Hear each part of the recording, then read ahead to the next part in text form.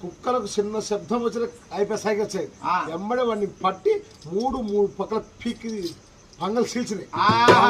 ఎప్పుడు పుసుక్కున పోయిందో వాడిని కుయ్కు కూడా వెళ్ళవాడు. అప్పుడు చూసాడు ఫిరోజు అన్న వీడు చూడ ఇన్నే ఉన్నాడు, మన కాళ్ళకనే ఉన్నాడు కదన్నా, అనుకోలేకపోతున్నాం. సరే తమ్ముడా ఇంకా ఎంతమంది అంటారు ఇది కాదు సమయం అని దిగి వాడిని తలకాయ కోసుకున్నాడు. తలకాయ కోసుకొని కాలు అన్న తలకాయ ఇప్పుడు కట్టుకున్నాడు. వాడి దొంగని తలకాయ గుర్రం కాలు. అప్పుడు వాళ్ళు అన్న తల తీసుకొని అప్పుడు కుక్కల నూలుకొని గుర్రాలు ఎక్కి ఆ ఇద్దరు పిల్లవాళ్ళు నంది వాగునే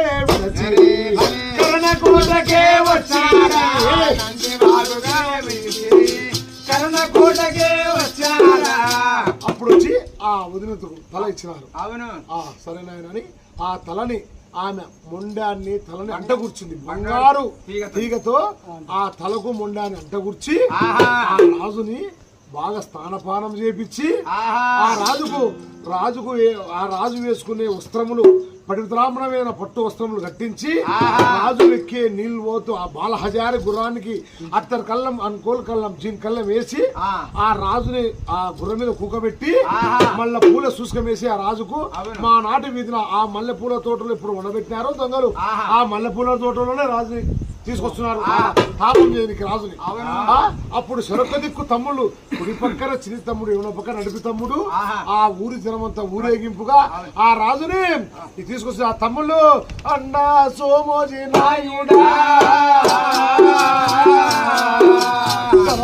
సోమోజీ నాయుడా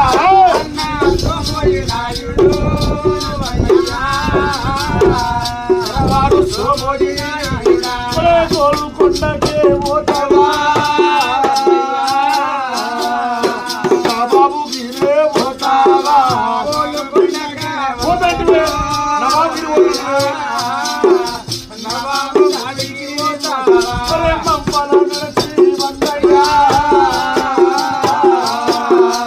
నీవు ఎటుగా పోతావు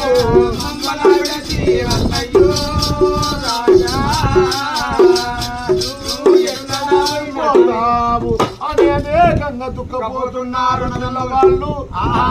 ఎంతో బాగా ఏడుస్తుంది. ఆయన నాస్తురాలు భోగ విలాసాన్ని ఏడుస్తుంది. ఊరంతా ఏడుస్తున్నాడు.